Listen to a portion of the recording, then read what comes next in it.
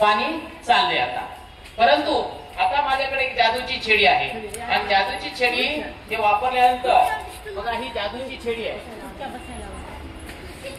ह्या जादूची छडी मी काय करणार, ही पाणी, ही चाळणी आणि त्याच्यानंतर हे काय आहे पाणी आणि त्याच्या त्या तिन्ही गोष्टीवर मी काय करणार, जादूची छडी आता फिरवणार. ओम फट स्वाहा. काली कलकत्ते वारी तेरा वचन जाए खाली, तोड दे दुश्मन की नदी. बघा आता जादू मी केलो. आता बघा हा प्रयोग. पाणी घेतलं पाणी. ओम फट स्वाहा. पाणी अगोदर काय होत होतं, चाळणीतून पडत होतं. आता बघा ओम फट स्वाहा.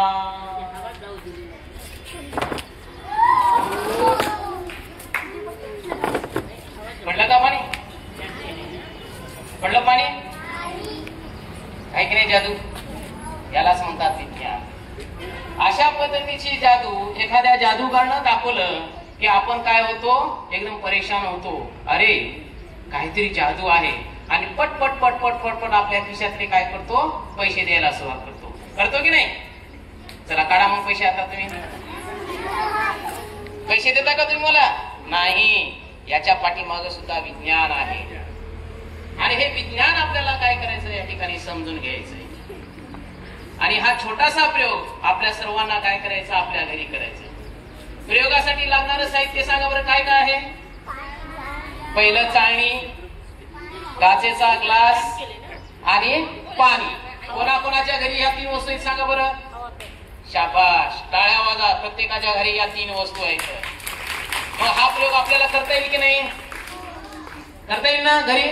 मग याचा व्हिडिओ आपण करायचा. आपल्या भावाला म्हणायचं मी एक छोटासा प्रयोग करतो, जादूचा प्रयोग करतो आणि तू काय कर, हा प्रयोग मला शूट करून दाखव, व्हिडिओ करून दाखव. नंतर मग या ठिकाणी आपल्याला करता येईल. आता आपल्याला याच्या पाठीमागचं कारण शोधायचंय.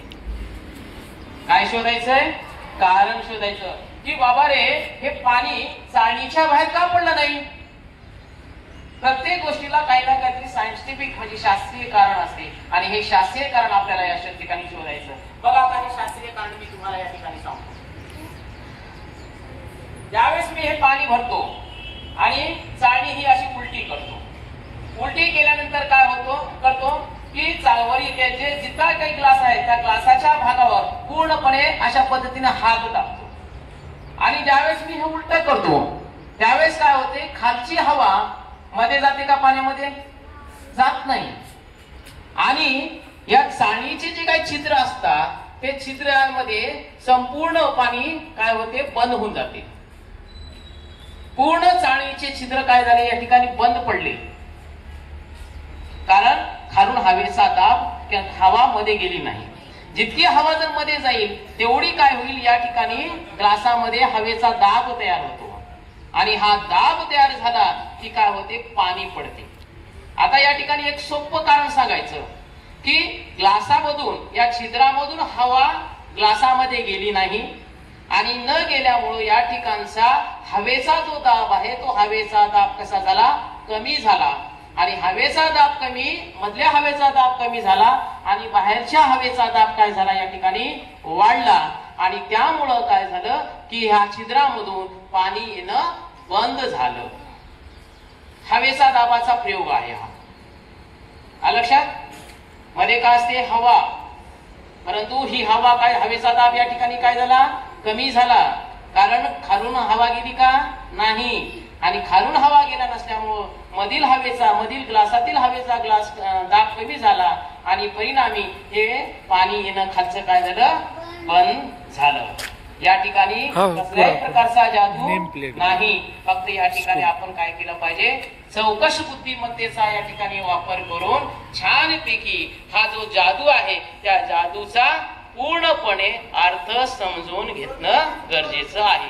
हा प्रयोग करता येईल का आपल्या सर्वांना, करता येईल घरी आणि याचा व्हिडिओ करता येईल.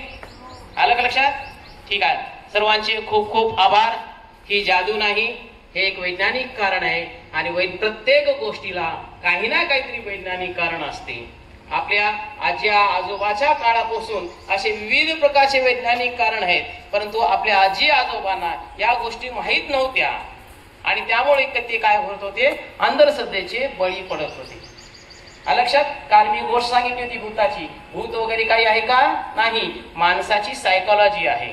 अगदी तशा एकदा माणसाच्या मनात एखाद्या गोष्टीचं घर बसलं की माणसाला वाटते तसंच आहे काही, हे की नाही. तशा पद्धतीचं प्रत्येक गोष्टी पाठीमाग काही ना काहीतरी शास्त्रीय कारण आहे आणि ह्या शास्त्रीय कारणाचा आपण काय घेतला पाहिजे, शोध घेतला पाहिजे, तरच आपल्याला ह्या साऱ्या गोष्टी सहजतेनं कळतील. आजचा प्रयोग तुम्हाला कळाला.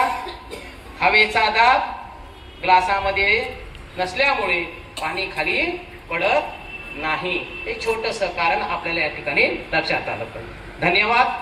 पुढच्या वेळेस नवीन आपण प्रयोग घेऊ आणि 8 दिवस तुम्ही या प्रयोगाचे व्हिडिओ माझ्या व्हॉट्सअपवर टाकायचं. ओके, धन्यवाद. थँक्यू.